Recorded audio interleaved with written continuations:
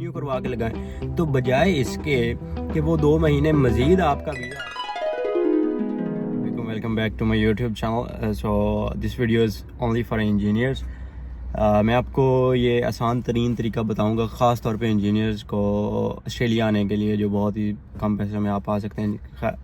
क्योंकि जिस वीज़े पे मैं आया था तो बहुत सारे लोगों ने पूछा है, दोस्तों ने, कि यार भाई ऑस्ट्रेलिया कैसे गए हो, स्टूडेंट पे गए हो, वर्क पे गए हो, ये वो सीन फलान। ठीक है, तो सीन ये है कि जितने भी पाकिस्तान में इंजीनियर्स हैं वो सबसे पहले अपनी डिग्री चेक करें।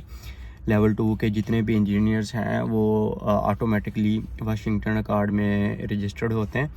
आपने सिंपल ये करना है कि पीसी लेवल 2 की वेबसाइट पे जाना है, पाकिस्तान इंजीनियरिंग काउंसिल की। तो वहाँ आपने अगर आप गूगल पे सिर्फ ये लिखेंगे पीसी लेवल 2 इंजीनियरिंग प्रोग्राम्स, तो आपकी यूनिवर्सिटीज़ की लिस्ट आ जाएंगी।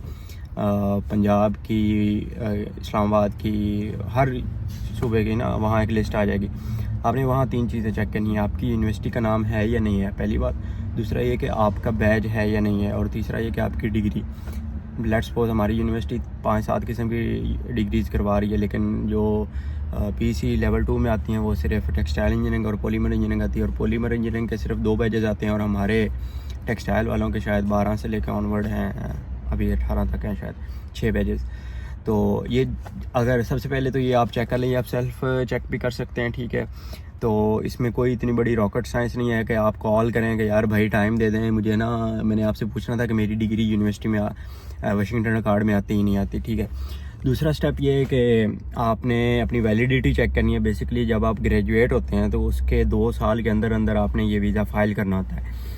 अगर आप एक दिन भी वीज़ा लेट अगर आप लॉज करते हैं ना, तो आपका वीज़ा ये नहीं लगने वाला। ठीक है, इसकी सेकंड मोस्ट शर्त ये होती है कि आपने ये वीज़ा 2 साल के अंदर अंदर अप्लाई करना होता है। मैं इस वीडियो में ना मज़ीद जो इस 476 को लेकर टेक्निकल चीज़ है, जो मतलब जो लोग बहुत समझते हैं कि यार ये बहुत बड़ी ना, पता नहीं इतना बड़ा मसला है कि मतलब ये तो नहीं मैं कर सकता। ठीक है, वो ये है कि इसमें ना सिर्फ 2 चीज़ें आपकी वैलिड होनी चाहिए, कि आपकी डिग्री वाशिंगटन अकार्ड में रजिस्टर्ड होनी चाहिए, एंड द सेकंड इज़ कि आपने विद इन 2 ईयर अप्लाई किया होना चाहिए। ठीक है, पहली बात। दूसरा ये कि पाकिस्तान इंजीनियरिंग काउंसिल से कार्ड मिलता है, कुछ डॉक्यूमेंट्स होते हैं नेसेसरी डॉक्यूमेंट्स, वो मैं लिस्ट नीचे डिस्क्रिप्शन में लिख दूँगा।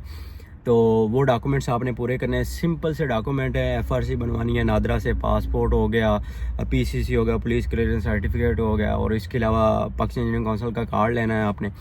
तो जब आपने अप्लाई कर देना है, तो अप्लाई करने से पहले पीटी देना है। ठीक है, पीटी आइल्स टेस्ट वो दोनों देने होते हैं। सिंपल सी पीटी में आपने 50 लेना होता है, और आइल्स में ओवरऑल 6 बैंड चाहिए होता है। 50 बहुत ईजीली आ जाता है, 2-3 दिन पढ़ के ना पीटी में 50 आ जाता है। ठीक है, बाद में अब जब आप वीज़ा लॉन्च करने के शायद $465 ऑस्ट्रेलियन डॉलर है। ठीक है, और पीटी की फ़ीस अमेरिकन डॉलर में $215 है, और आइल्स का मुझे पता नहीं, शायद 70,000 के राउंड अबाउट है, अभी चल रहा है पाकिस्तान में।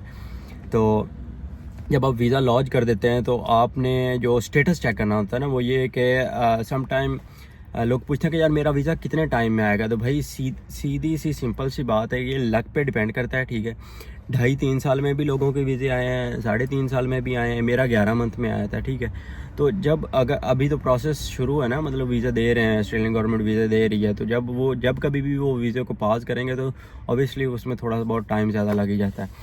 तो अगर आपके लिए जो एक सबसे जो बेस्ट टिप मैं देने जा रहा हूँ वो ये कि आपने एप्लीकेशन पे कभी भी ऐसा वक्त नहीं आने देना कि आपका कोई डॉक्यूमेंट भी एक्सपायर हो जाए। लेट्स सपोज पीसीसी 6 महीने में एक्सपायर हो जाता है। ठीक है, आपको पता है कि मैंने पहला पीसीसी इस डेट को बनवाया था और मेरा ये फ़लाँ डेट को एक्सपायर हो जाना है। तो अगर उस डेट तक आपका वीज़ा नहीं आता तो इसका मतलब ये है कि आपको दोबारा पीसीसी बनवाना पड़ना है। लेट्स सपोज एजेंट आपकी प्रोफाइल एप्लीकेशन खोलता है और वो देखता है कि यार इसका पीसीसी एक्सपायर हो गया, तो वो आपसे क्या कहेगा कि भाईजान ये पीसीसी रिन्यू करवा के लगाएं। तो बजाय इसके कि वो 2 महीने मज़ीद आपका वीज़ा आगे लेके जाए, तो आपने अपने तमाम डॉक्यूमेंट्स जितने भी, मैं कहता हूँ पासपोर्ट भी अगर आपका एक्सपायर होने वाला है तो वो भी मतलब उस डेट से पहले जिस डेट को वो एक्सपायर होना है, अगर आपका वीज़ा नहीं आया तो आपको ईच एंड एवरी डॉक्यूमेंट आपको रिन्यू करवा के पहले अपलोड कर देना है, ताकि जब भी एजेंट आपकी प्रोफाइल खोले, एप्लीकेशन खोले, तो आपके सारे डॉक्यूमेंट्स A to Z, मैं कह रहा हूँ सारे ईच एंड एवरीथिंग, हत्ता कि यहाँ तक कि आप अगर आपने मेडिकल भी करवाया हुआ है ना, तो मेडिकल की 35,000 फ़ीस है, ठीक है। मेडिकल भी अगर आपका एक्सपायर हुआ है तो मैं कहता हूँ कि वो भी अपलोड कर दें दोबारा करवा के, बजाय इसके कि 2 महीने मज़ीद आपका वीज़ा लेट हो जाए।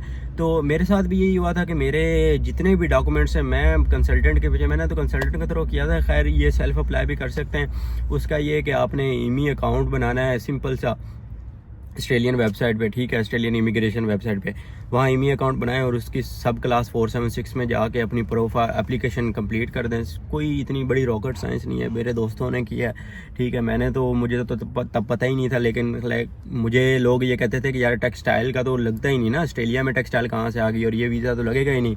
जब मेरा वीज़ा आया है और मैंने अपने दोस्तों को बताया तो महीने डेढ़ के अंदर अंदर पूरी आग लग गई है कि यार अभी ये कैसे करें, ये करें।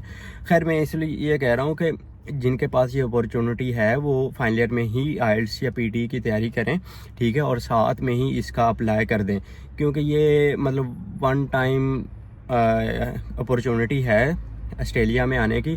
और ये वर्क परमिट है, बेसिकली 1.5 साल का वर्क परमिट है। मैं मतलब ये जो वर्ड बोल रहा हूँ ना, वर्क परमिट, ये बहुत मानी रखता है। 1 साल का वर्क परमिट यूके का लेना और 60-70 लाख में मिलता है, ठीक है। और full time working rights in Australia अगर आपको मिल रहे हैं तो ये मतलब, मैं इतनी बड़ी बात सीरियसली मैं आपको बता रहा हूँ कि full time working rights in Australia, और वो ही जाते सारी, ये आप एज्यूम ही नहीं कर सकते। जितना 10 लाख स्टूडेंट आया हुआ है उनसे पूछें कि क्या बीत रही है उनके पास, ठीक है। तो फुल टाइम वर्किंग राइट्स के यहाँ इतने फ़ायदे हैं कि मैं गिनवा तक नहीं सकता। मतलब कोई भी जॉब है यार, वो कहते हैं फुल टाइम वर्किंग राइट बनता चाहिए।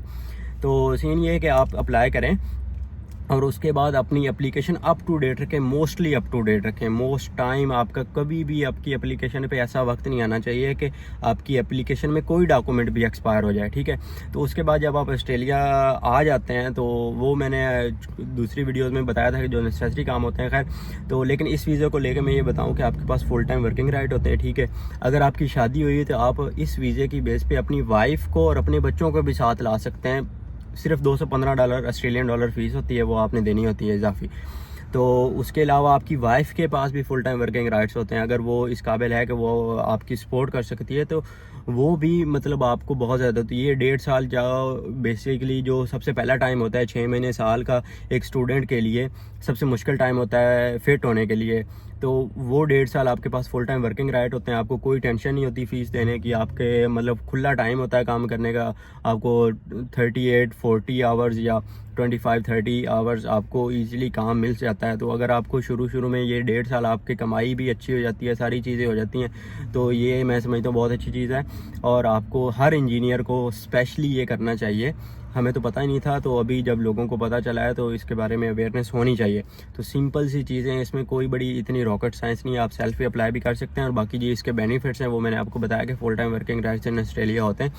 तो इंशाल्लाह आप अप्लाई करें, तो अगर लग गया तो वेल एंड गुड। अगर ये, और दूसरी बात ये है कि इसमें 99% ये वीज़ा लगना ही लगना होता है। ये वीज़ा तभी आपका नहीं लगता अगर आपकी डिग्री वाशिंगटन कार्ड में नहीं है या आपने 2 साल के बाद अप्लाई किया है। तो इसमें कोई बड़ी टेंशन ये 99% इस वीज़े की सक्सेस रेशो है। ये इंशाल्लाह लगेगा ही लगेगा, लेकिन अगर टाइम थोड़ा बहुत आगे पीछे हो जाए तो वो मैं कुछ कह नहीं सकता, क्योंकि ऑस्ट्रेलिया ने 2-2.5 साल बॉर्डर अपने बंद रखे हैं। इनका जब भी दिमाग फिरता है ये बॉर्डर क्लोज कर देते हैं और इमिग्रेशन रोक देते हैं। तो होप फॉर द बेस्ट, इंशाल्लाह मिलते हैं नेक्स्ट वीडियो में।